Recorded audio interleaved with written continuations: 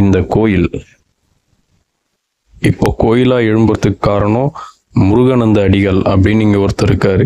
இவருடைய கனவுல ஒரு அசரீரி வடிவில் வந்து முருகனுடைய குரல் கேட்டு இந்த இடத்துல கோயில் எழுப்புமாறு வந்த கட்டளைக்கு இணங்க இப்போ இங்க கோயில் எழுப்பிட்டு வராங்க. இது அற்புதமான விஷயம் என்னன்னா, நான் போகும்போது இந்த கோயிலில் வந்து சிலைகள் வைக்கிற ஒரு பூஜை நடைபெற்றிருந்தது.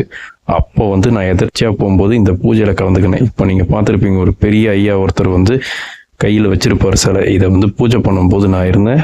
இவர் தான் அந்த முருகன். இந்த முருகன் தான் வந்து கட்டளை இட்டதுக்கு அப்புறமா இந்த கோயில் எழுப்பப்பட்டு வருது.